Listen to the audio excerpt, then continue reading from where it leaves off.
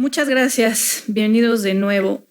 A continuación les damos la bienvenida para el panel denominado México aún es potencia petrolera y gasífera. Estará en este panel Merlín Cochran, Claudia Pesaño, Rodrigo Hernández Ordóñez, Vinicio Suro y Fluvio Ruiz. Los dejamos con el moderador Merlín Cochran. Muchas gracias a todos. Es un honor estar aquí con ustedes, distinguidos panelistas. En aras del tiempo, para hacer un breve catch-up con la agenda que tenemos, nos saltamos un poquito las semblanzas, pero sobra decir que estamos aquí entre unas de las mentes más brillantes de nuestra industria y para mí es un honor estar moderando este panel, por lo cual les agradezco a ustedes. Sin mayor, les voy a explicar un poquito cómo va a funcionar la dinámica de este panel. Lo vamos a dividir en distintos bloques. La intención es llegar a la pregunta de fondo, la cual es el título del panel, que es ¿México es aún potencia petrolera y gasífera? Y para eso en la primera parte del panel lo que vamos a hacer es, bueno, pues ¿qué es una potencia, no? Y si esto es algo que sea México, y de ahí nos vamos a ir poco a poco a ver cómo es que México podría encajar en lo que es una potencia y el futuro de una misma, ¿no? Con ello, me gustaría empezar hablando en esta parte de definir una potencia con Claudia. Claudia, tengo una pregunta para ti. Esto, por cierto, para información de todos, va a ser como preguntas rápidas aludiendo, en donde yo invito a todos a intervenir. Si quieren levantar la mano, como lo quieran hacer, favor de interrumpir en esto. Entonces, sin mayor preámbulo, Claudia, ¿cómo definimos a una potencia? ¿Cuáles son los rankings? ¿Qué ha pasado en la última década? ¿Por qué nos das tu presentación, tu introducción, por favor? Gracias, Merlin, y es un placer de estar aquí con todos ustedes. Y yo quiero decir, disculpa mi español, yo puedo hablar muy bien, pero no perfectamente, entonces a veces yo voy a cambiar en Spanglish. Pero sobre la pregunta de lo que es una potencia petrolera, creo que la definición se ha desarrollado un poquito durante la última década. Al nivel más básico, una potencia petrolera es un país que tiene una gran base de producción, que tiene grandes recursos, gran volúmenes de recursos ya descubiertos que está en la fila para desarrollar. Pero yo investigué los rankings internacionales durante la última década, un poquito más, y habían dos cambios muy interesantes que yo vi. Uno fue los Estados Unidos, que se convirtió en el número uno productor de petróleo y gas durante los últimos años. Y también en el top 10 producers de petróleo, Brasil entra en esa lista. Y si toma el caso de los Estados Unidos, obviamente fue el desarrollo y la tecnología que dio acceso a los recursos de los no convencionales. Y por eso los Estados Unidos creció número uno. En el caso de Brasil, fue los descubrimientos y el desarrollo del presal en la cuenca de Santos, en los aguas profundos.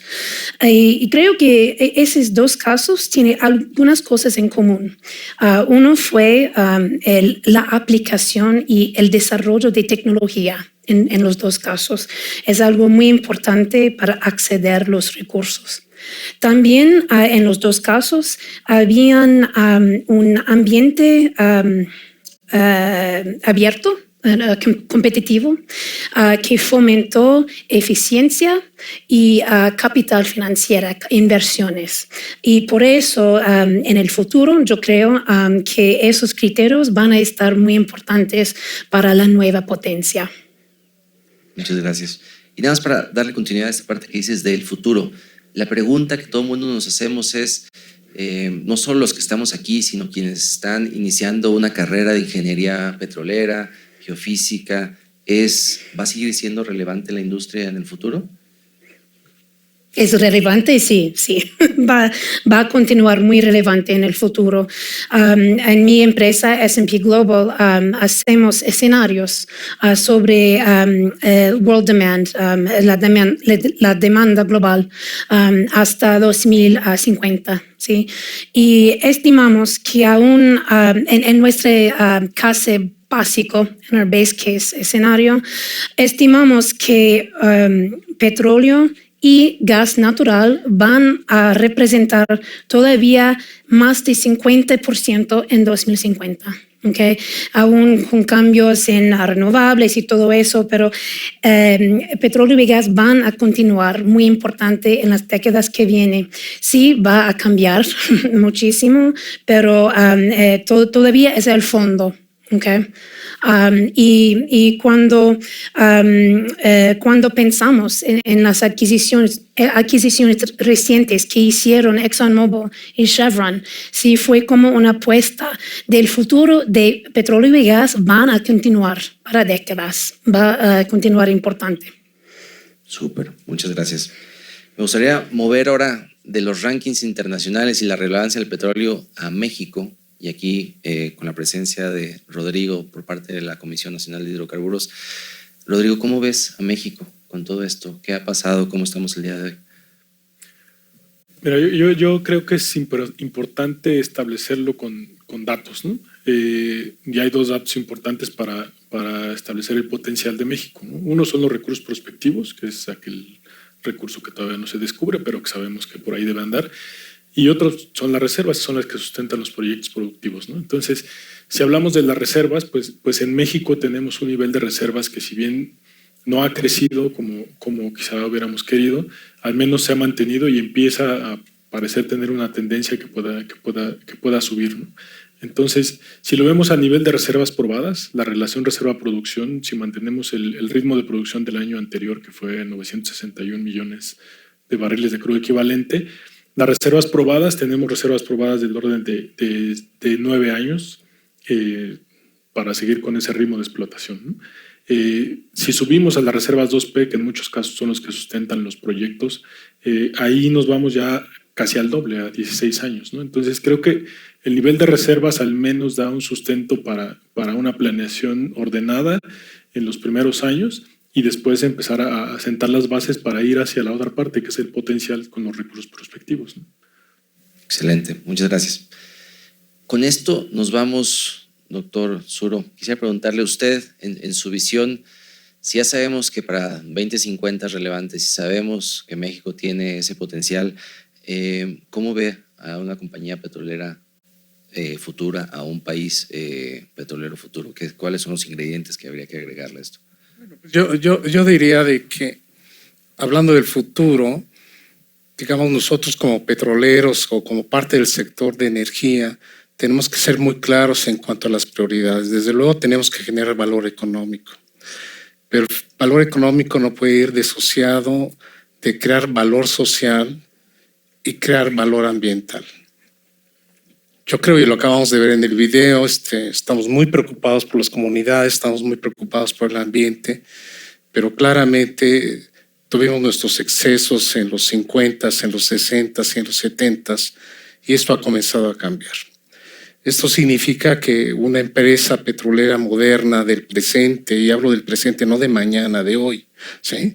Tenemos que ser absolutamente responsables en términos de nuestros planes de exploración, en términos de nuestros planes de desarrollo, donde las prioridades las acabo de mencionar. Si esto es así, yo diría de que como sector, aun cuando vivimos inmersos ya en un cambio climático, donde con toda claridad la emisión de gases tipo invernadero, producto de la combustión de las energías fósiles, ha contribuido al calentamiento global, claramente podemos ser actores relevantes para comenzar a disminuir todo eso y convertir a nuestras empresas petroleras en empresas de energía. Claramente eso es una apuesta, dado que la generación de valor económico, o más precisamente la rentabilidad de un proyecto diferente a la exploración o explotación de hidrocarburos, va a ser diferente en términos por ejemplo, de renovables. Entonces, claramente tenemos que transformar a nuestras empresas. Claramente hemos sufrido una transformación de cómo enfocarnos al ambiente, de cómo enfocarnos a la parte social. Desde luego, la tecnología está ayudando mucho desde el punto de vista de ser más asertivos en términos exploratorios, de ser mejores bajando los costos de desarrollo y demás. Y eso es lo que tenemos enfrente, es más tecnología, más responsabilidad social, más responsabilidad ambiental, y claramente tenemos un reto enfrente.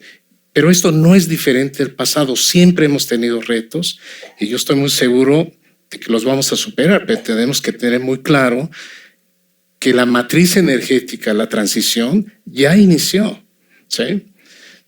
Tenemos que ser muy claros que vivimos en un planeta que está siendo agobiado por muchas cosas y nosotros, más que actores, tenemos que ser responsables y coadyuvar a solucionar eso.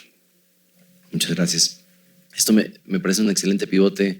Fluvio, si nos podrías hablar un poquito del rol de la transición, cómo están viendo ustedes esto y cómo encaja en el México que quisiéramos todos el día de mañana. Sí, bueno, yo retomaría mucho lo que ya dijeron sobre Rogelio y mi queridísimo amigo Vinicio. Evidentemente la transición es algo que se ha iniciado, que quizás va a ser mucho más lenta de las visiones optimistas que se planteaban hace algún tiempo. Hay muchísimos factores, incluidos los senderos tecnológicos.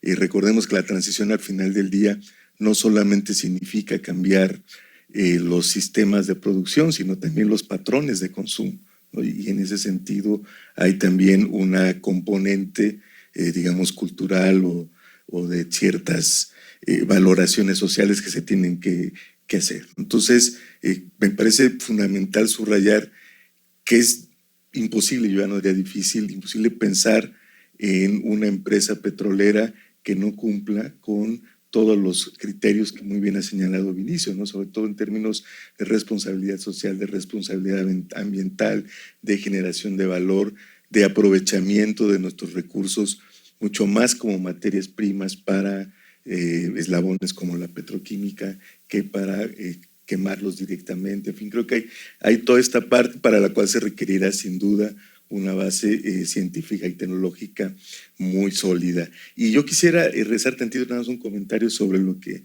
expresó Claudia sobre las potencias, los cambios en las potencias petroleras. Creo que un cambio fundamental, si bien Estados Unidos continúa siendo un importador neto, es que irrumpió también en una posición ambigua que antes no tenía, que era la de ser un exportador muy importante, son 3,5 millones de barriles aproximadamente, y eso ha cambiado la dinámica del mercado petrolero internacional.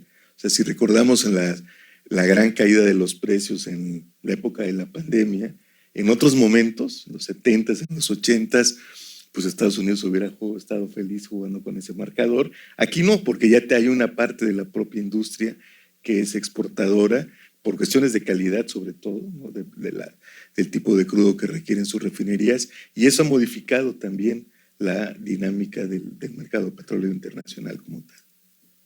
Quisiera hablar del potencial por explorar. Yo creo que ustedes recordarán los tiempos en los cuales estábamos cuando hace, ya unos años, se hablaba de las licitaciones y había una cierta configuración. Ustedes recordarán distintas rondas, tenían distintos enfoques y demás, pero mucho ha cambiado desde ese entonces. Y me gustaría, Rodrigo, si podríamos ver qué es lo que ha cambiado y hablar. Ya nos dabas unos números. Esta diapositiva, no, hay otra diapositiva de Rodrigo, por favor. Sí, esas, exactamente. Si nos podrías hablar de este potencial por detonar, ¿qué significa para una potencia que podría ser México en un futuro? Claro que sí, Merlín. Miren, ahí ustedes ven el mapa de México claramente con sus provincias petroleras principales, y lo que ven en las gráficas, en la de arriba, es algo que nos debe poner a pensar, ¿no? Los recursos prospectivos de México están del orden de 113,000 millones de barriles de crudo equivalente. Ese recurso, por supuesto, hay que encontrarlo, hay que delimitarlo y ya no digamos producirlo, pero nos da una idea de qué tanto potencial es. O sea, si lo ponemos en términos muy claros, es más o menos el doble de la producción acumulada en los últimos 70 años, ¿no? Entonces, creo que es un potencial bastante interesante como para no tomarlo en cuenta. Pero si ustedes ven la gráfica de arriba, está partida casi en dos, ¿no? De un lado dice que son los recursos convencionales y del otro lado dice que son los recursos que están asociados con los no convencionales. Y esa es la mayor proporción, son 57% que está asociado con lo no convencional y 43% con lo convencional. Entonces, esa es la primera pregunta que tenemos que resolver. Como país queremos concentrarnos en una parte del pastel o en las dos partes, ¿no? Ahí está la evaluación que se tiene y eso es algo que se tendrá que resolver, pues evidentemente por las personas que tomen esas decisiones. En las gráficas de abajo simplemente es otra manera de ver esa división. Y en la parte no convencional nos plantea de nuevo una nueva pregunta, ¿no? La parte verde hace referencia a lo que está en Tampico Misantla, que básicamente es aceite. Y la parte roja y anaranjada hace referencia a lo que está en las provincias del norte, que son básicamente gasíferas. Y ahí es donde entonces tenemos que entrar a otra pregunta. ¿Queremos impulsar un sector todavía con mucho aceite o volteamos a ver también el gas, ¿no? Afortunadamente, como ven ustedes, los volúmenes ahí son interesantes para todas las proporciones, ¿no? Y si lo vemos en la parte convencional, que es la gráfica que está abajo a la izquierda, ahí vemos que también una parte importante de los recursos prospectivos de la parte convencional está en aguas profundas, ¿no? Casi la mitad de esos recursos. Entonces, hay cuestiones muy importantes que atender, si vamos a ir a aguas profundas o no, de qué forma, si vamos a no convencionales o no, y de qué forma, si vamos a aceite, si vamos a gas. Lo interesante de todo es que estamos viendo que hay un potencial bastante bueno, que eso es lo bueno. Malo fuera que no tuviéramos ese potencial y entonces tuviéramos que plantearnos otro tipo de preguntas. Al menos tenemos una base de dónde partir para poder saber qué queremos hacer hacia adelante con la industria petrolera del país. Muchas gracias. Si podríamos dejar esta diapositiva, quisiera ahora ir con el doctor Suros. Doctor, qué bueno que tenemos ese potencial, pero ¿qué significa esto en tiempo, costo? ¿Qué hay que hacer? ¿No? Hay un sentido de urgencia si queremos llegar a ese de 2050 para atender la demanda de la cual nos hablaba Claudia. ¿Qué sugiere? Bueno, yo en otras ocasiones, en diferentes foros, he dicho que el petróleo tiene caducidad, ¿sí? ¿Qué significa eso? Significa que como industria deberíamos tener prisa por obtener esos recursos de hidrocarburos, producirlos y de la misma manera producir beneficios a la sociedad, ¿sí? Entonces, para muchos de ustedes parecería ser que 2050 es muy lejano, ¿sí? Para una persona como yo, es un tiempo muy corto. ¿Qué significa? Significa que rápidamente tengo que tener programas de exploración, rápidamente tengo que identificar leads, prospectos, perforar, encontrar yacimientos, desarrollarlos, y eso toma tiempo. Pero lo más importante, toma dinero. Todo eso, capacidad técnica, más recursos económicos, más un ambiente que permita la exploración, la producción y el desarrollo, es lo que va a quedar como resultado el crecimiento de la producción. No me estoy refiriendo al mantenimiento de la producción, me estoy refiriendo al crecimiento de la producción.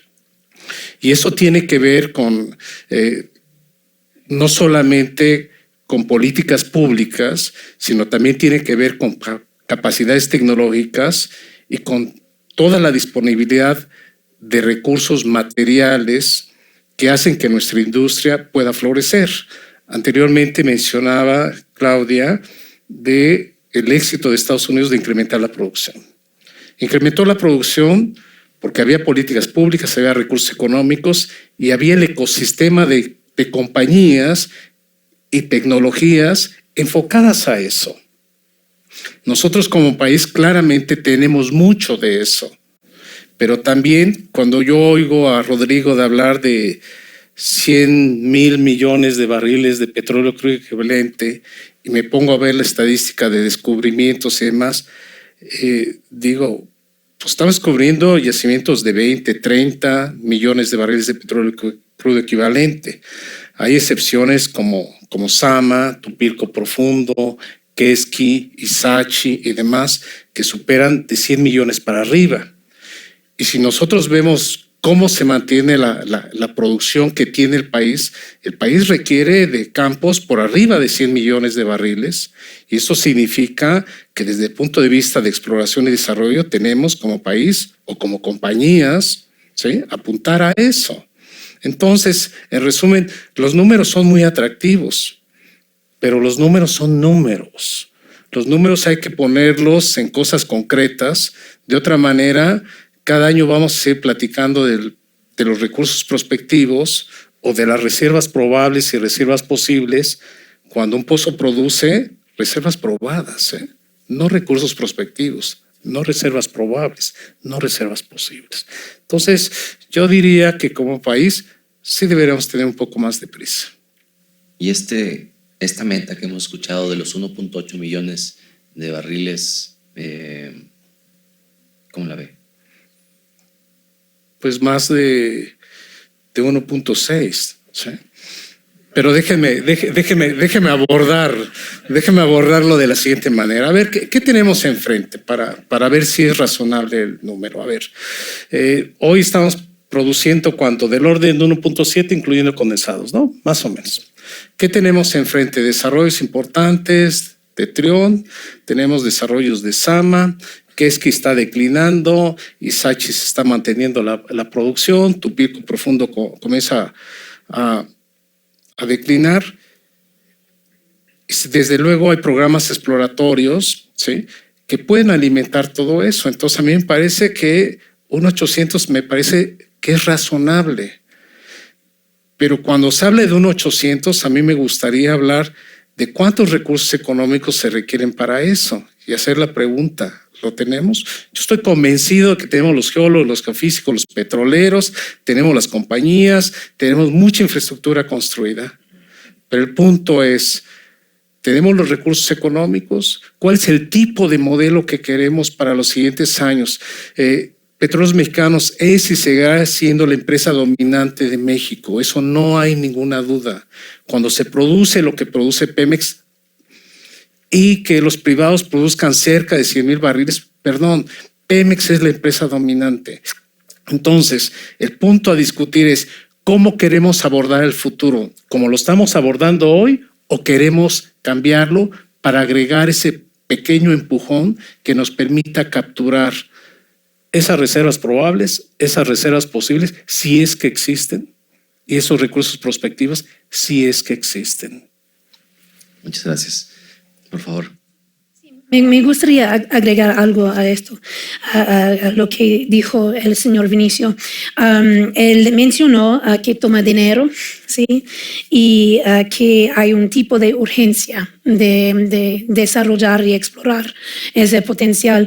Y me gustaría comentar en esto porque la industria del upstream ha cambiado muchísimo durante la última década y cuando enfocamos en las inversiones que están haciendo las empresas, la industria al nivel global, hay una competencia, ¿sí?, para inversiones en el sentido que las inversiones en el upstream alcanzó su punto máximo en 2013, creemos, en S&P Global, y que las inversiones se cayeron desde ese punto 30%. En exploración, las inversiones se cayeron 2/3 desde 2013.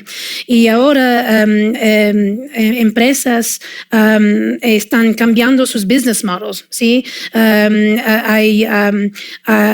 Están invirtiendo más en bajo carbón y menos en upstream. En el caso de los Global Integrated Oil Companies, Shell, Chevron, Exxon, Total Energy, BP, están invirtiendo este año 2024 más dólares en bajo carbón que en exploración. Entonces hay una competición para inversión y la hora es ahora mismo que necesitamos desarrollar eso. Si podríamos poner por favor el video. Sí. Co-founder y Head of New Ventures de Welligence. Agradezco a Merlin y al equipo de Amexi por esta invitación, aunque lamento no poder estar en persona. Yendo directamente al grano. México, tiene un potencial enorme en el sector energético, pero lo estamos desperdiciando. La reciente elección nos muestra una coyuntura única para implementar cambios urgentes y aprovechar nuestros recursos.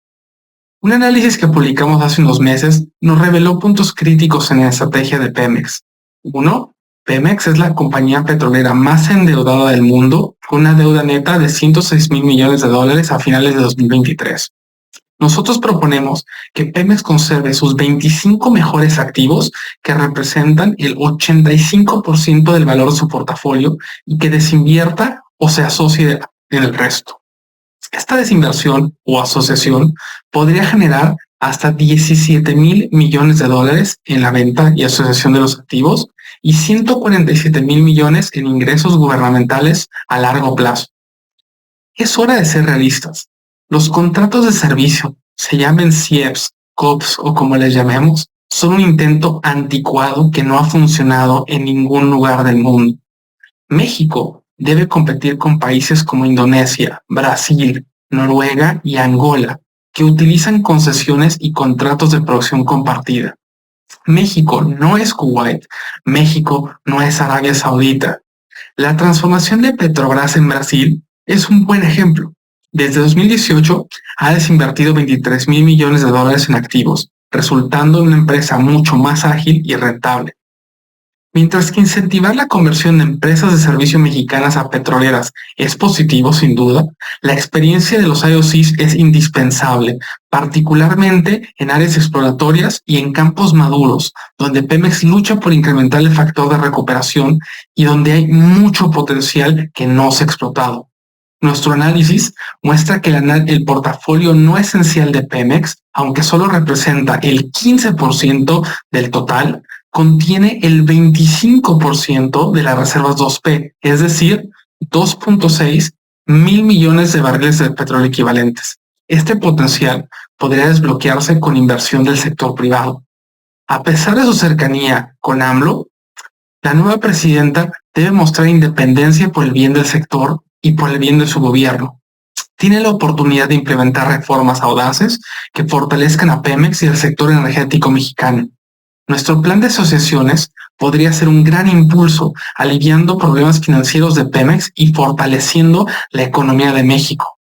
Les aseguro que Hacienda no se va a quejar. Si esta propuesta parece extrema, consideren el efecto económico devastador de mantener el curso actual. El costo de la inacción será mucho mayor que cualquier ajuste que propongamos hoy. Entendemos la resistencia política. Por eso nuestra propuesta es flexible. Si no es aceptable desinvertir todo el portafolio no esencial, consideremos asociarnos 50-50. Lo crucial es comenzar a actuar ya. No hay tiempo para la soberbia.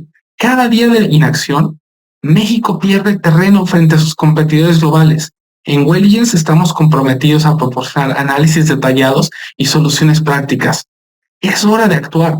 El futuro de nuestro sector y de nuestra economía depende de ello. La nueva administración tiene la oportunidad de marcar un antes y un después en la historia de México. No podemos darnos el lujo de esperar.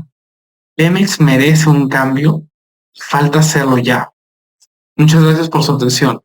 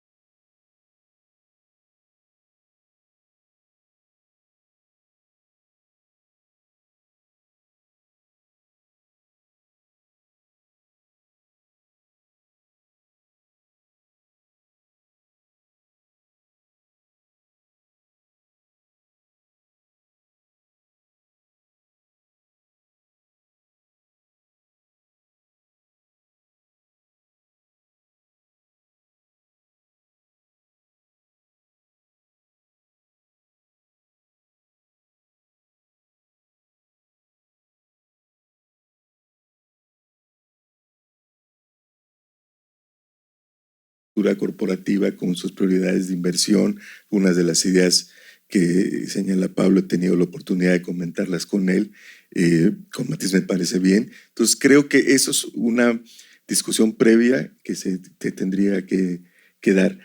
Y después pasaremos al tema de las alianzas, que me parece importante, y ahí sí creo que las modalidades de las alianzas requieren una serie de modificaciones institucionales para que haya una lógica que es la que, como veremos más adelantito cuando tenga oportunidad de mostrar la lámina que preparé, que ha terminado por ser la dominante en la historia de petróleos mexicanos, que es la urgencia financiera del Estado por encima de una visión de largo plazo de la industria. Tenemos la lámina aquí, si gusta de una vez abordarla.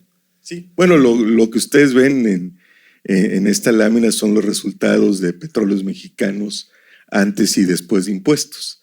O sea, las barras en azul son los resultados de petróleos mexicanos en lo que va del siglo, hasta el cierre de 2023, antes de impuestos, y las barras rojas son ya el resultado neto después de impuestos, ¿no? Y alguna vez, porque hay amigos colombianos, yo la presenté en Bogotá y decía que era algo así como la triste y dramática historia de la Cándida Pemex y su abuela fiscal desalmada, ¿no? Simplemente por dar un dato que se colige de esta grafiquita, hablaba Pablo de la deuda de Pemex. Bueno, en 2011 y 2012, Pemex le entregó al fisco el equivalente a su deuda total en solo 2 años, ¿no? De ese nivel ha sido el resultado de un régimen fiscal que es consecuencia de que hemos pospuesto como país, al menos medio siglo, una reforma fiscal general.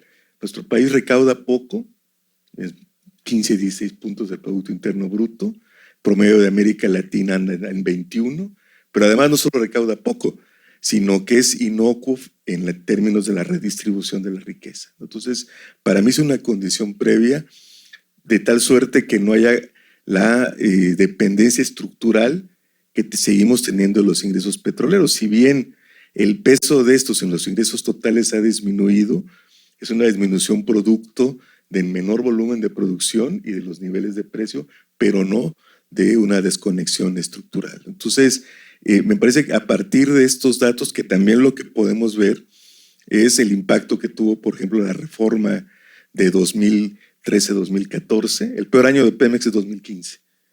Eso, o sea, las pérdidas, incluso antes de impuestos, fueron muy importantes, resultado de la pérdida de patrimonio geológico, del impacto que tuvo el nuevo régimen fiscal frente a las finanzas públicas. El régimen fiscal que surgió de la reforma fue mucho más agresivo, tan agresivo que se tuvo que corregir desde febrero de 2016 a través de un decreto, y a partir de 2017 con una reforma a la Ley de Ingresos sobre Hidrocarburos, ¿no? Entonces, y el otro año pues es el año de la pandemia, que bueno, toda la industria. Entonces, a partir de ahí me parece que sí vale la pena buscar estas, no solamente cambios en la estrategia, sino en el diseño. Por ejemplo, para hablar del tema de las alianzas, yo creo que tendría que hacerse un diseño distinto al actual, que es un diseño pensado estrictamente en los resultados fiscales. Si recuerdan al final, y pues por aquí anda mi amigo Toño Escalera, Trión, por ejemplo, la alianza de Pemex se definió en una subasta que ganaron originalmente un grupo minero, que era petrolero, porque era quien ofrecía más hacienda en el corto plazo. Entonces creo que debe darse una revisión tal para que lo que se busque sean justo las sinergias de las que hablamos para el desarrollo de Petróleos Mexicanos como empresa. Pregunta, en esta sanidad que buscamos aquí, y me voy a pasar de esto a la parte del gas, pero ¿qué rol juegan los no convencionales en esto? Ya nos explicaba Rodrigo que parte del PAI, la mayor parte es no convencional. ¿Juega algo de esto en el rol de Pemex o de México hacia el futuro? Tendría que jugarlo. Me parece que ahí hay una discusión seria, serena sobre la pertinencia de explotar, de desarrollar los recursos no convencionales, ¿no? Y creo que en ese sentido es alentador, ¿no?, que haya un nuevo equipo con una sólida formación científica el área energética, en el área petrolera en particular, que permita dar un debate sobre el estado actual, ¿no?, de técnicas con fracturamiento hidráulico y demás que han sido satanizadas, pero que han evolucionado de tal manera que bien valdría la pena recuperar, ¿no? Gracias. Doctor. Complemento a lo que menciona Fluvio, yo diría que el futuro se construye, ¿sí? Y si tenemos recursos no convencionales, yo siempre digo que la tarea de nosotros los ingenieros es que lo que es no convencional hoy sea convencional mañana. Y déjenme poner un ejemplo frívolo. En los 60 la minifalda, Claudia, era no convencional. Hoy es absolutamente convencional. ¿Sí? Entonces, ¿qué quiero decir con eso? Quiero decir que el sector tiene que ser cuidadoso al oír lo que nos dicen quienes se oponen a la explotación de lo que hoy llamamos no convencional. ¿Sí? Y oír significa, desde mi punto de vista, enfrentarlo a través de regulación. ¿Sí? Sí, hemos visto los videos allá del fracturamiento hidráulico en Texas, de que abren la llave y se enciende una llama y demás. Pero cualquier petrolero diría, es que cementaron mal la tubería. No corrieron el registro de cementación correctamente. No hubo nadie que lo supervisara. El regulador no hizo su trabajo. Entonces, ¿por qué no abordamos el caso de lo que hoy llamamos no convencionales desde el punto de vista de regulación y también lo enfrentamos desde el punto de vista tecnológico? Necesitamos estimular la formación, la roca, porque es baja permeabilidad y tenemos que golpearla para fracturarla y de esa manera que haya permeabilidad y los fluidos surjan. A mí me parece que tecnológicamente hemos hecho buen trabajo. Hemos producido gas en México desde hace muchos años utilizando esas técnicas. Lo seguimos produciendo el día de hoy y no pasa nada. Decimos del agua, y el agua yo diría, pues hay unas regiones del país donde hay agua y otras regiones donde no hay agua. Y otra vez es un asunto de regulación. ¿Por qué no enfrentar lo que llamamos no convencional hoy, donde hay agua, con agua, y donde no hay agua, con otra cosa? Y es un tema tecnológico. Y eso lo ponemos en el futuro de nuestro país, porque nuestro país lo necesita. ¿Sí? Entonces, yo creo que muchas cosas se pueden hacer, pero también creo que tenemos que discutirlas con un espíritu de apertura y con un espíritu crítico al mismo tiempo y ser muy firmes sobre lo que queremos como sociedad y como país. Sin duda. Adelante, Claudia. Te pido nada más, tenemos poco tiempo, entonces Okay, hay un tema que abordar aquí, pero por favor, adelante. Ok, muy rápidamente. Quiero agregar que hay en México tiene una ventaja geopolítica porque tiene los vínculos económicos con los Estados Unidos, los acuerdos comerciales, ¿sí? Y hay un gran grupo de empresas al otro lado de la frontera que le gustaría acceder a los recursos no convencionales aquí, que son expertas en la tecnología, que pueden ser socios. Entonces hay potencial con eso también. Es la única cosa que me gustaría agregar. Sí, sin duda hay ventajas geopolíticas. Disculpa. Rodrigo, a mí en esta última parte del bloque me gustaría hacerte una pregunta con base a la experiencia que hemos tenido, derivado de lo que se ha venido haciendo tanto por parte de Pemex como por parte de los contratos. Si nosotros quisiéramos detonar ese potencial, esa parte todavía del pie que no está, nadie está volteando a ver, ¿qué recomendaciones darías? ¿Qué cosas diferentes se podrían hacer para poder detonarlo? Yo creo que hay dos cosas importantes que se pueden impulsar, ¿no? Por un lado, lo que estamos viendo es algo que ya mencionaron justamente, lo mencionaba Vinicio, algunos de los descubrimientos están siendo con volúmenes que están en la marginalidad para llevarlos al desarrollo, ¿no? Entonces lo que podemos hacer es buscar cómo los nuevos modelos de negocios a través de lo que se decida se hace a través de asociaciones para que la infraestructura pueda desarrollarse viendo todos estos descubrimientos como un todo, ¿no? Más como por regiones, como por clústeres, más que aislados, ¿no? Entonces buscar cómo hacer que exista sinergia en la industria para que estos descubrimientos que no son tan grandes, pues realmente puedan ver la luz, porque a nadie le conviene descubrir un yacimiento de 20, 30 millones para dejarlo ahí en el subsuelo, ¿no?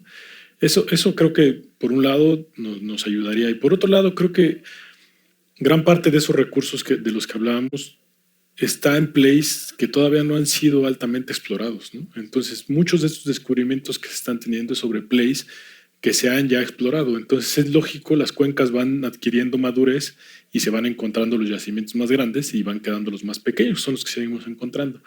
Entonces, lo que vemos es que también se puede impulsar por otra parte como una estrategia paralela una exploración hacia plays de frontera que llamamos, ¿no? Porque si no entramos a esos plays, y que además hemos visto, Tupilco Profundo es uno de esos ejemplos, y hay otros más, ¿no? Donde ir a otros plays que típicamente no se han explorado, pero que tenemos que impulsar a que las empresas los busquen. Entonces, buscar que los compromisos que existan, tanto en las asignaciones o los contratos, estén enfocados a ir a esos plays, ¿no? Porque si no, vamos a ir en contra de la rentabilidad que busca una compañía, ¿no? Entonces yo creo que esas dos cosas podrían motivar, ¿no?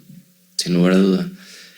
Por cierto, hemos tratado de incorporar sus preguntas, las he estado viendo aquí en lo que ustedes están viendo en el QR aquí, se las agradezco. Nos queda poco tiempo, Claudia, pero sí me gustaría regresar contigo en la parte, tú hablabas desde un inicio que para ser una potencia necesitas el tema de tecnología. Ya hemos abarcado aquí qué se tendría que hacer. El tema, Rodrigo nos hablaba muy bien sobre los clústeres, que por cierto, nosotros también en el documento que hizo loción Alberto en la inauguración en el 2030, hay ejemplos específicos de cómo podría existir estos clústeres en donde efectivamente la infraestructura podría ser un factor de apalancamiento. Claro, la pregunta puntual para ti es, ¿cómo ves en esta parte de la tecnología el tema de la reducción de emisiones y qué significa esto para una potencia petrolera del futuro? Es casi número uno, porque cuando estamos pensando en la transición energética, una gran parte de esto sí es inversiones en otros negocios de bajo carbón, pero al principio, lo principal es de descarbonizar, reducir emisiones, y eso es lo que es lo importante para la empresa del futuro y para un país como México, ¿sí? Una de las cosas que buscan las empresas alrededor de descarbonización es una cuenca que nosotros llamamos Advantage Basins, una cuenca que tiene que es competitiva, que tiene menos intensidad de carbono, que tiene acceso al mercado, acceso a infraestructura, que tiene gran escala y se puede usar tecnología para mejorar todo eso. Entonces, es muy importante de pensar en la tecnología y la descarbonización porque es algo que se enfoca a la empresa del futuro. Muchísimas gracias, Claudia. Se nos acabó el tiempo. No quisiera, por supuesto que esto da para mayor conversación. Vamos a tener ahorita networking. Los invitamos inclusive a quedarse para continuar la conversación a la hora del cóctel, porque pues ya vieron a Pablo, esto se pone un poquito entretenido aquí. Pero no quisiera más que agradecerles ahorita a los panelistas por su tiempo, por la preparación para este evento y a todos ustedes por sus preguntas y acompañarnos en esta sesión. Muchísimas gracias.